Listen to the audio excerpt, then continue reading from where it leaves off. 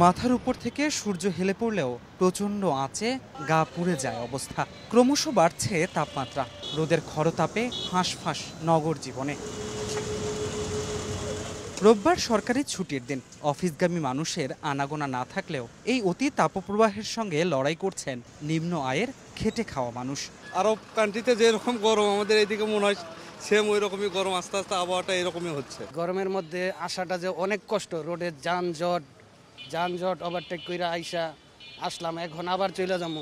জীবনের তাগিদে অনেকেই আবার ছুটছেন হাসপাতাল কিংবা কর্মস্থলে। তীব্র গরম কাবু করেছে তাদেরও, তাই কিছুটা ছায়া পেলেই জিরিয়ে নেয়ার চেষ্টায় ক্লান্ত পথিক। ভয়াবহ গরম, কাজ করতে অনেক কষ্ট হইতেছে ভাই। শরীর গামায় জায়গা কি গামায় এমন শরীর ক্লান্ত হয়ে যায়। গ্রীষ্মের শুরুতে বৃষ্টি নেই বললেই চলে, ধুলোবালিতে অতিষ্ঠ নগর জীবন। অসুস্থ হওয়ার মতো গরম আর ধুলোয় ধূসর ঢাকায় চাপ বাড়ছে হাসপাতালে।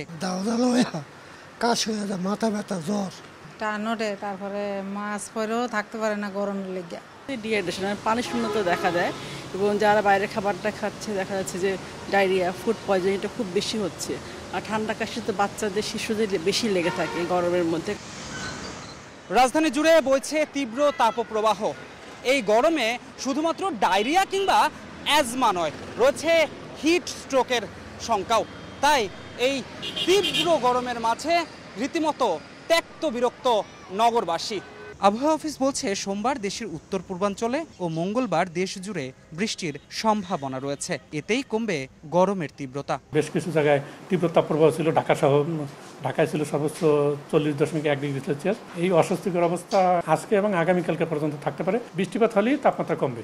তো আগামী 13 তারিখ থেকে মঙ্গলবার থেকে সারা দেশে বৃষ্টিপাতের সম্ভাবনা রয়েছে। এ মাসে কালবৈশাখী ঝড়েরও পূর্বাভাস দিয়েছে আবহাওয়া অধিদপ্তর। ধ্রুব ব্যানার্জি, সময় সংবাদ, ঢাকা।